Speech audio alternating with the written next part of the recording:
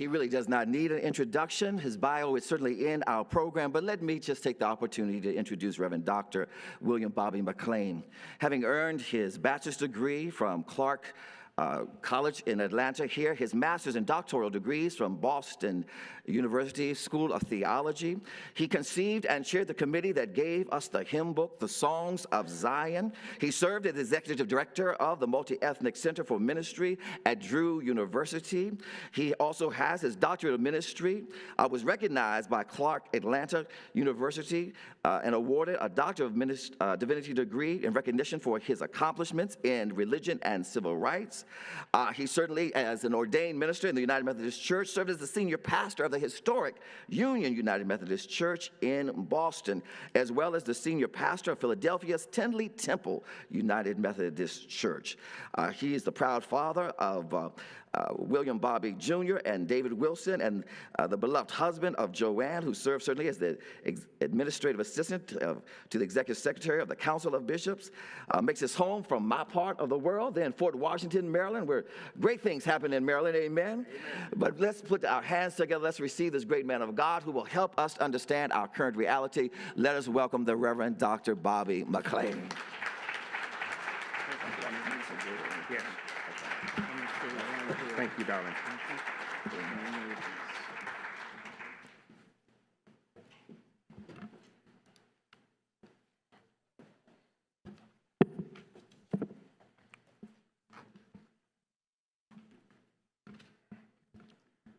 As we come near to the end of the second decade of the 21st century, the continued presence of African Americans in Methodism, and particularly in the United Methodist Church, is still a great anomaly.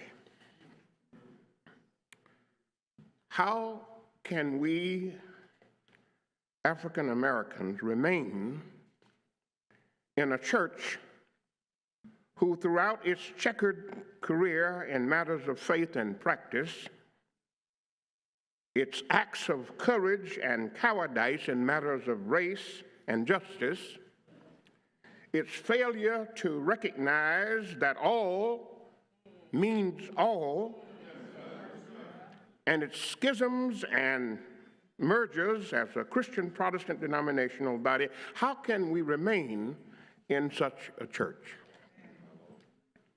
Is there not still urgently before us, even as we gather in this 52nd anniversary of National BMCR, is there not still some urgent and imperative questions before us?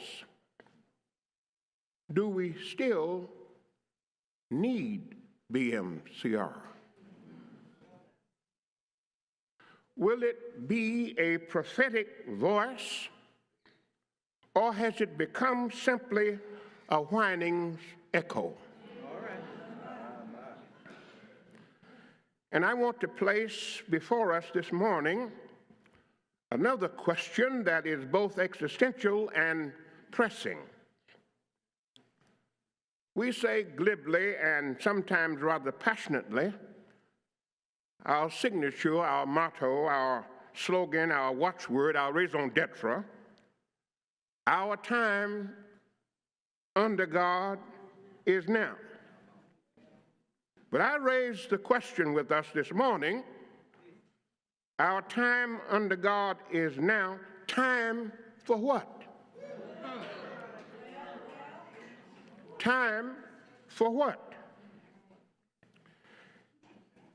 In a book I wrote 35 years ago entitled Black People in the Methodist Church, Whither Thou Goest, I said that, and I'm quoting myself, I said that when you get to be my age, Molly, you can quote yourself. Bishop Norris, forgive me.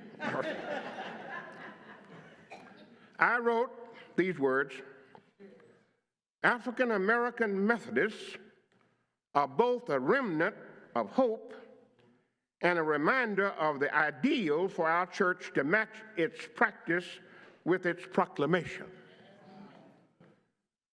In a later writing that I wrote in another book I co-wrote with Karen Collier and Grant Shockley, I concluded that, quote, this hope was probably based more on pride than reason, more on eager expectations than anything else reality suggests, but it was nevertheless a hope, a faith, a gossamer anticipation that sometime, somewhere, somehow, our presence in the church would cease to be a great anomaly that it was.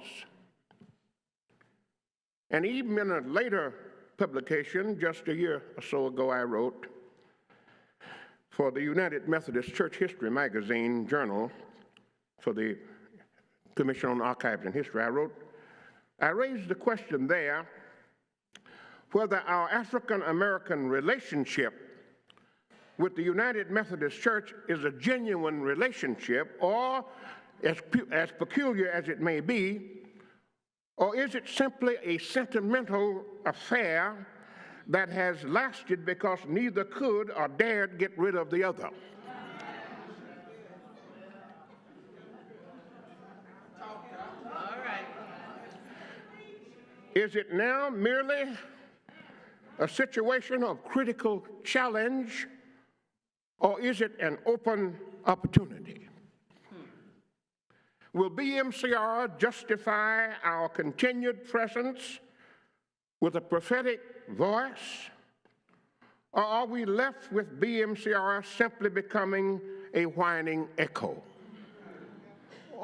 Our time under God is now, but time for what? There's an all-state television commercial that repeats itself ad nauseum, with a man showing up in all kinds of cities and states on a street called Park. Park Street, Park Avenue, Park Boulevard. But at the end of each one, we hear the man in a sonorous bass voice ask the question, now that you know the truth, are you in good hands?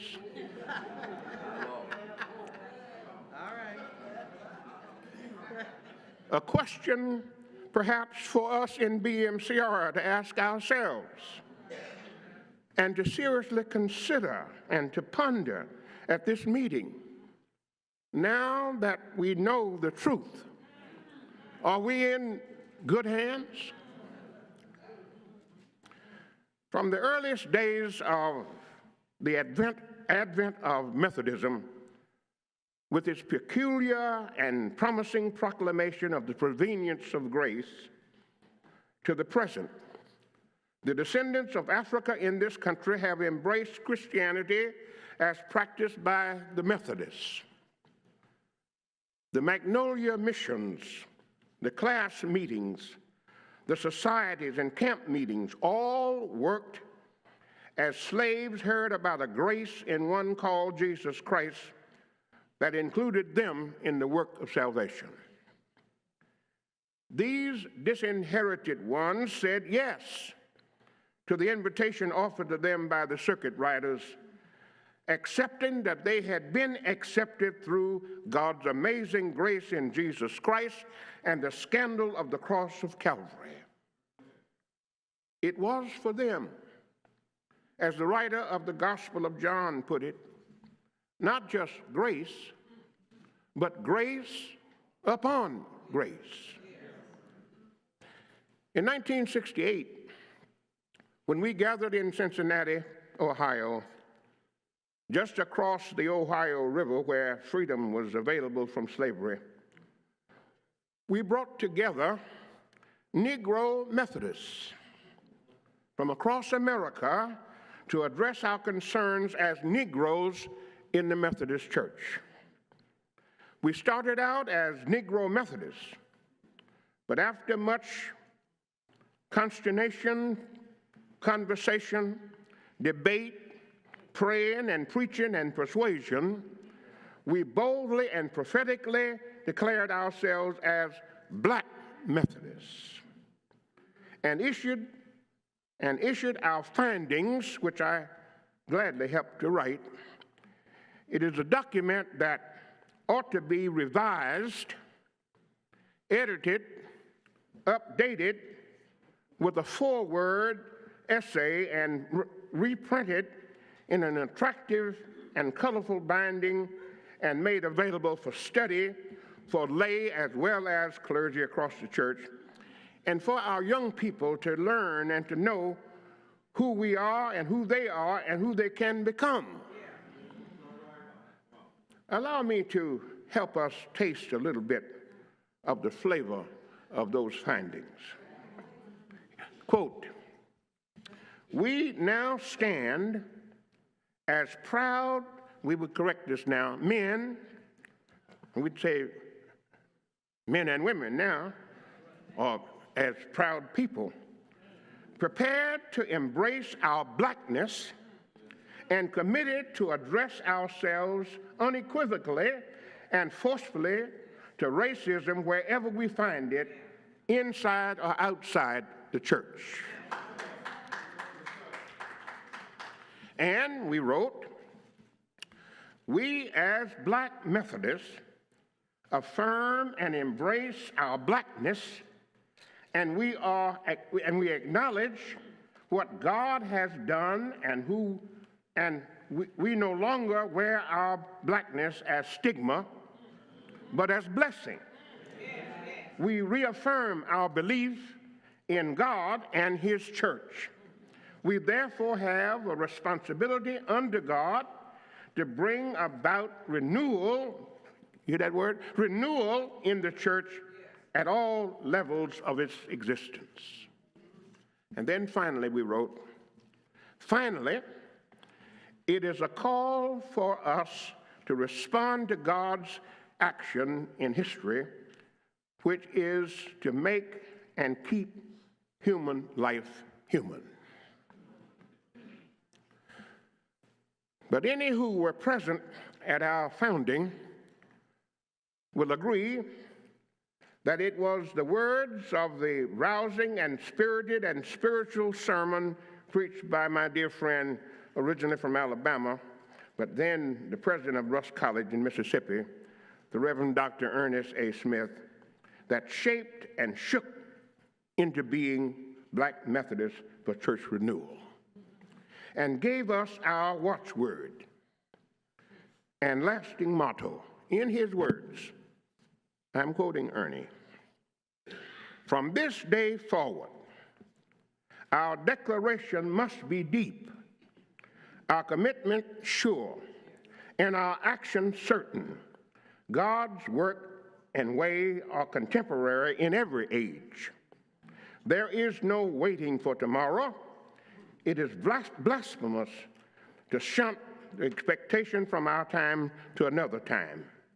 It is cowardly and without faith to cry that the situation will adjust itself." And then he added, "Our time under God is now." A brief review of Methodism and its encounter with the American descendants of Africa may help us to understand and to sharpen and to place in perspective and correct our and guide our discussion.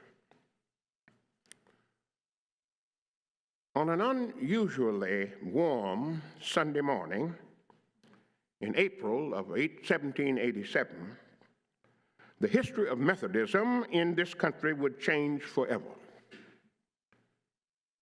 The relationship of the descendants of Africa who enthusiastically embraced Methodism, who preached the gospel as understood by that branch of Christianity called Methodism, would become an almost soap opera-like saga throughout the rest of American history. On that warm Sunday morning in April, Richard Allen, Absalom Jones, and a small group of African Americans walked out of St. George's Methodist Episcopal Church in Philadelphia. Now, the exact details of this precipitating incident are not completely clear, but seems to involve members of that group being asked to leave their place of prayer while on their knees around the altar and to return to the racially segregated balcony or some other segregated part of the church that had been created for the slaves, for the black people to sit. As the event unfolds, Absalom Jones, Richard Allen, and a group indicate that if they are allowed to finish their prayers, they will not only leave the altar, but will leave the church and not bother the Methodist Episcopal members anymore. And so some left, but also some stayed. And the freedom to leave and the freedom to stay are both freedoms. Let me say that again. All right. The freedom to leave is one freedom, exercise of freedom. The freedom to stay is also an exercise of freedom. As humiliating and painful as the departure proved to be for those who left, Allen was candid and clear in his commitment. I'm quoting Richard Allen. "As for me," he said, "I could never be anything but a Methodist. And I am thankful that ever I heard a Methodist preacher." End of quote. Allen, of course, would go on to establish and become the first bishop of the African Methodist Episcopal Church, and Absalom Jones would become the first African-American Episcopal rector in Philadelphia, and he established St. Thomas Episcopal Church in Philadelphia with Absalom Jones as the rector. When Allen was asked in 1791 by his fellow members of the Free African Society, a mutual aid society, self-improvement society association that he had helped to found in November, they asked him if he would become an Episcopalian and if he would become their pastor of the Episcopal Church. Here's what Allen responded. "As for me, I could never be anything but a Methodist. I am glad that ever I heard a Methodist preacher." Richard Allen, a Delaware ex-slave, had been converted under Methodist preaching, was later licensed to preach, and had traveled to various Methodist circuits in Delaware, Maryland, and New Jersey with Richard Watcoat and Erie Ellis and Peter Murat. He enthusiastically, I'm talking about Allen, he enthusiastically engaged in these preaching missions to spread the simple gospel of grace by which Methodism was so clearly and closely identified and which he so personally had experienced. Allen undoubtedly moved many by sharing the details of his own dramatic conversion and exhorted others to seek what he himself had found, albeit lost and found. I will not read all of it, but let me just read a little part of what his testimony was. "One night, I thought hell would be my portion. I cried unto him who delighteth to hear the prayers of a poor sinner, and all of a sudden, my dungeon shook. My chains fell off, and I said, 'Glory to God.' I cried. My soul was filled, and I cried, 'Enough for me that the Savior has died for me.'" There's no surprise in what Allen's response to the Free African Society would be. "I cannot be anything but a Methodist, as I was born and awakened under them." Even though Allen refused to form the Free African Society into an Episcopal church, the society proceeded to vote to become Episcopalian, and Absalom Jones became the leader. But what did Allen do? He became the founder of the African Methodist Episcopal Church. He moved an old blacksmith shop to a lot that he owned and renovated it to become a place of worship, a Methodist place of worship. Allen, in recounting the situation later and explaining his view about the offer, says these words: "I was confident there was no religious sect or denomination that would suit the capacity of the colored people as well as the Methodists, for the plain and the simple gospel suits best for any people." End of quote.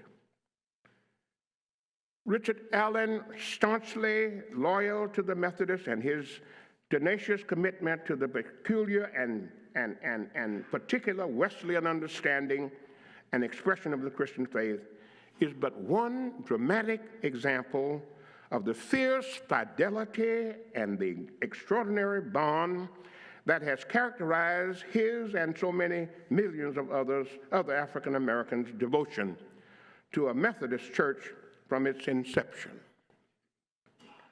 Although he left the Methodist Episcopal Church to found an African church, the new church was thoroughly Methodist in its doctrine, in its polity, in its theology, in its hymnody, in its worship, and in its practice. Other African Americans who departed at a later time from the Methodist Episcopal Church would follow Allen's example and practice. James Varick and Peter Williams from John Street Church in New York to form the African Methodist Episcopal Zion Church a few years later, and the Black Methodists who petitioned the General Conference meeting in New Orleans in 1866 created the Colored Methodist Episcopal Church, which changed its name in 1954 to the Christian Methodist Episcopal Church. Do you understand the point I'm making? That these African Americans saw Methodism as their place and their home, and they continued in the Wesleyan Methodist tradition. Let me say, I wrote this somewhere.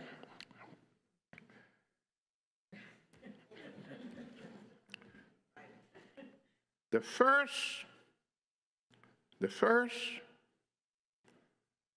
Africans to become Methodists in the Western Hemisphere were two women.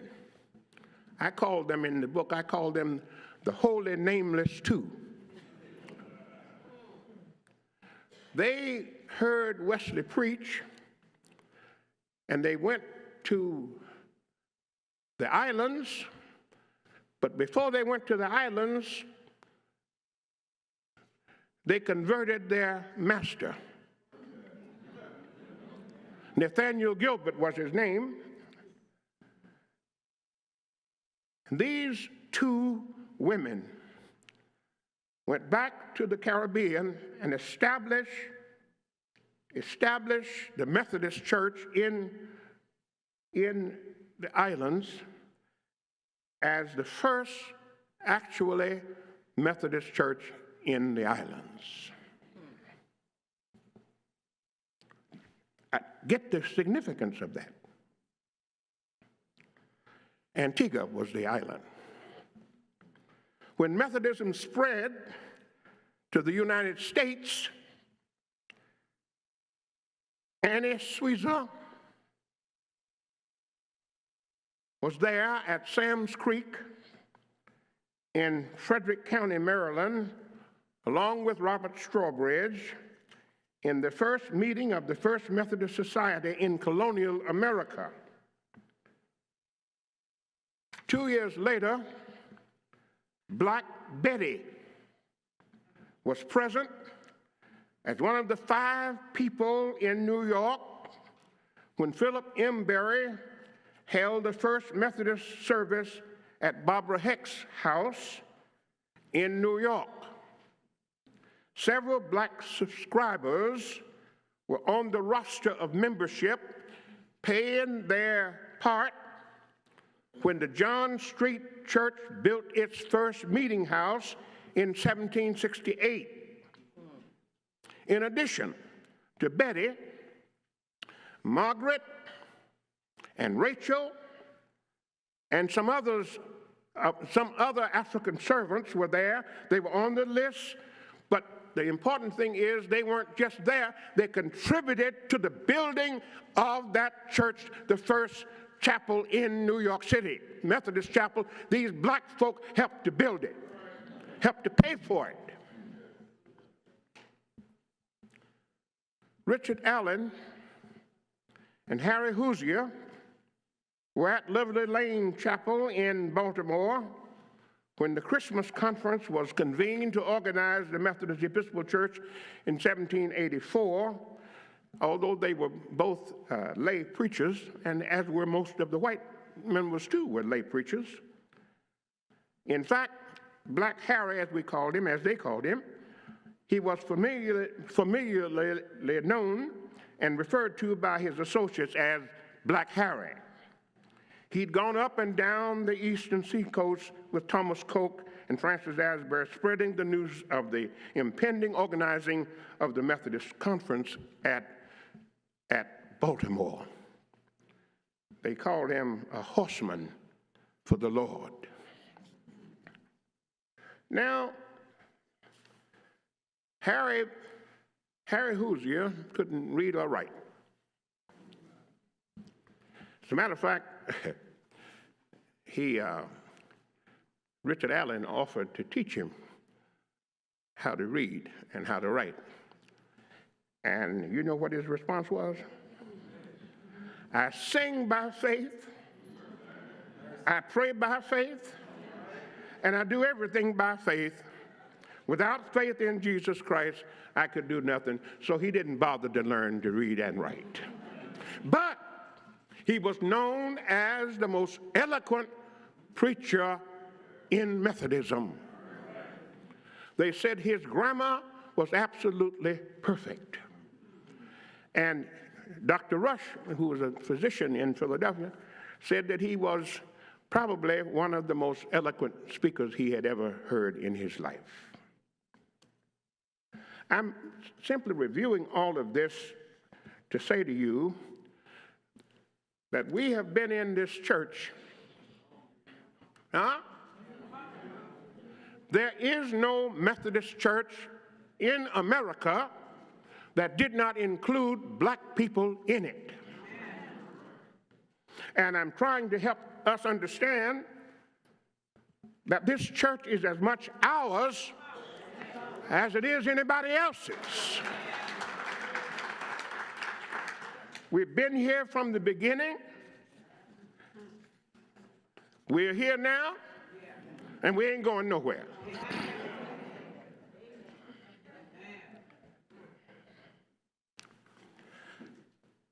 I spent some time writing, some of you read maybe, about why we became Methodists, and I don't want to spend the time now doing that.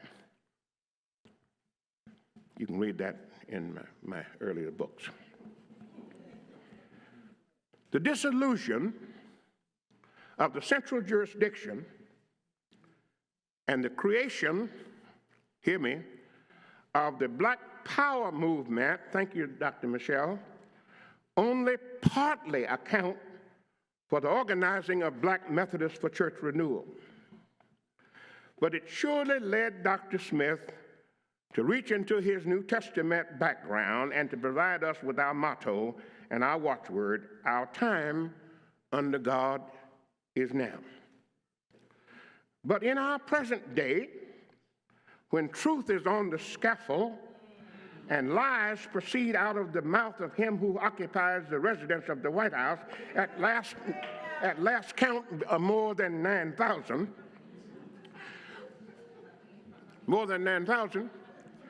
when the church is faced with its contemporary problems and the right-wing evangelicals and even those in the United Methodist Church who agree with them claim to be the only Christians, BMCR, as a caucus of the United Methodist Church, must seriously ask, our time under God is now, but time for what? And that is the question that this annual meeting must seriously and thoughtfully and prayerfully but courageously address.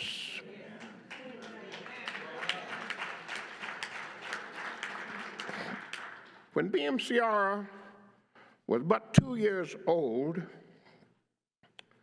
we confronted the call session of the General Conference in St. Louis in April of 1970. I don't know that there are many of us left here who were there. I can't see. I wonder if there's anybody here. All right. I just want you to stand up. If you were at that call session of the General Conference, if you were there, stand up.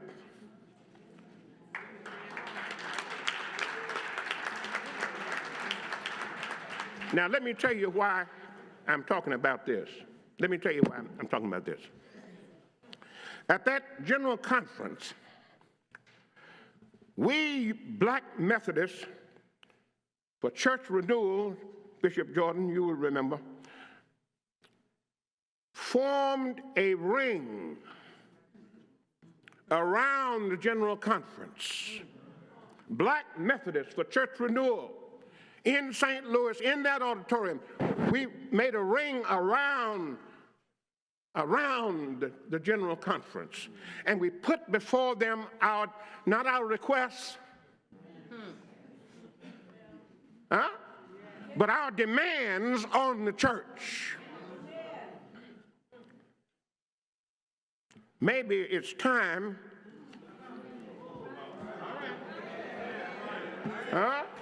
maybe it's time to form another ring around the General Conference. Oh, BMCR, we ourselves must be able to say to ourselves and practice what we preach ourselves. And we've got to mean all means all. At that special General Conference, in a motion that a white clergy person, a delegate from Indiana, made, a motion that passed,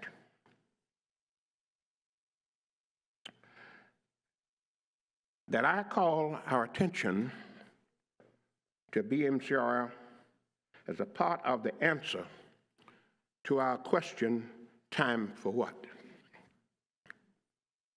And our reason for BMCR to continue to exist and to function as a renewal caucus. Did you hear that word? A renewal caucus of the church.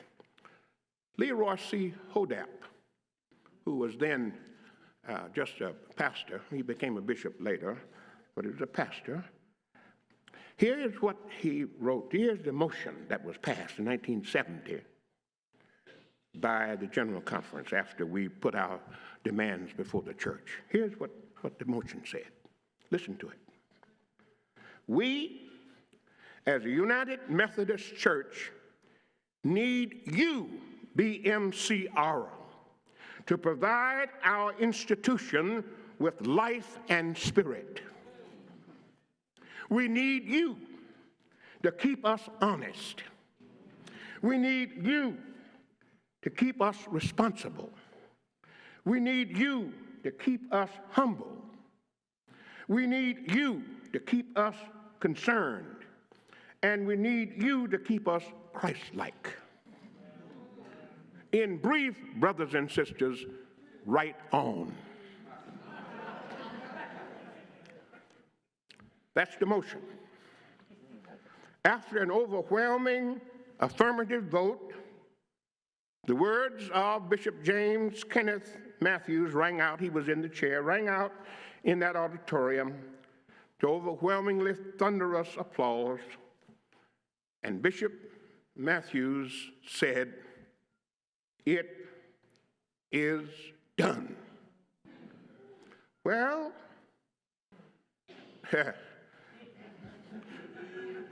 the resolution was done, but we're not done yet, BMCR. We have to answer the question for ourselves. Our time under God is now, but time for what? Racism is still alive, well, and living in America and around the world, and masquerading as free speech and right-wing populism and science and American religious values and the will of God. Racism is not simply a moral or social problem, it is sin. Racism is sin. It says that God made a mistake when God made us black and brown and a little lower than the angels and crowned us with glory and honor. Racism says God made a mistake in making us. It is sin because it allows white privilege and white supremacy and those who practice it to be called good people. And those who call them good people rather than vicious racists violate the very heart of the Christian gospel and any semblance of any authentic Christian faith.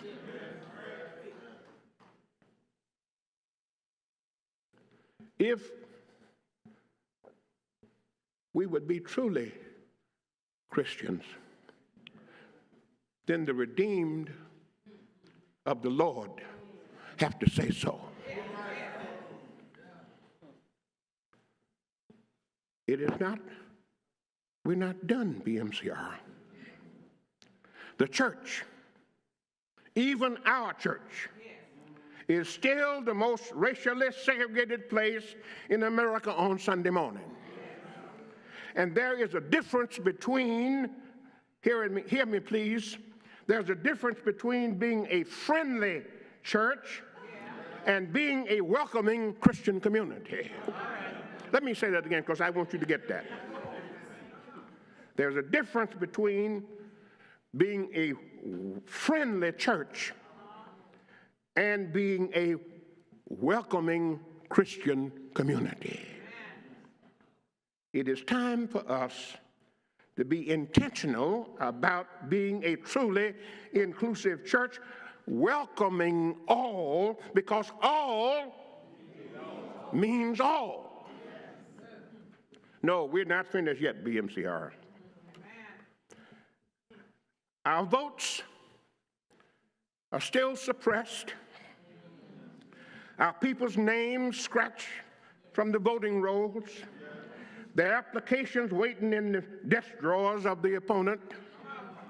And our people are turned away from the polls as if the 13th, 14th, and 15th Amendments were never passed in the United States Constitution. It is time to end these practices of injustice, and we must lead the way and lead the church in knowing that this is not simply politics. This is putting our faith into action. Not simply politics, but putting our faith into action.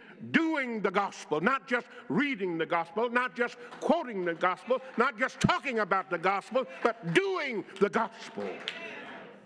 And it is true that a voteless people are a hopeless people. And we are the prisoners of hope. Yeah, I love that. I love that phrase from the Psalms. Prisoners of hope. We are prisoners of hope. And it is time for us to do the gospel.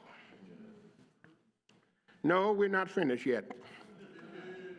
Our women are mocked, intimidated, shamed, and told they're lying when they tell the truth about how and when they have been sexually abused, racially and economically discriminated against, and overpowered with loud, angry, mean, and disrespectful male voices. It is time to end this injustice in the society, but also to end it in the church. Not just an issue for society. It's a problem in the church. And it's a problem in our own church. No, we're not through yet, BMCR. Our black men and boys are arrested, beaten, jailed, and killed just because they are black and male, and because they don't matter. You all hear me? I want you to hear me this morning.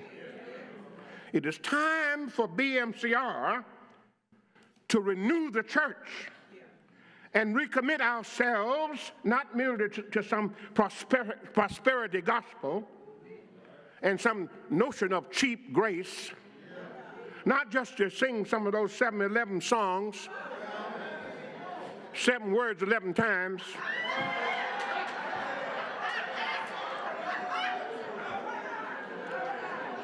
That will not get us where we're going, Anthony. That won't get us where we're going.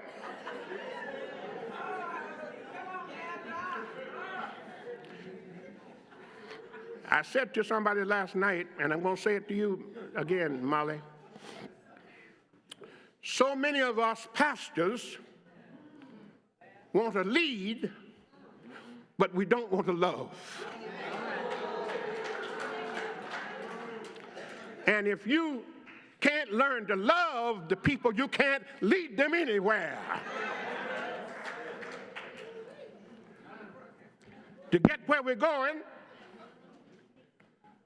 not some cheap grace, but the whole counsel of God. To be a voice for those who are voiceless. To be a home for the homeless, and a loving sanctuary for those who need refuge out of the storm. No, BMCR, we're not done. And we will not be done until justice rolls down like waters and righteousness like a mighty stream, and all flesh can see it together. We will not be done until all really means all. And all of God's children can sing together and pray together and eat together and play together and live together and love whomever they choose. Let me say that last one. To love whomever they choose.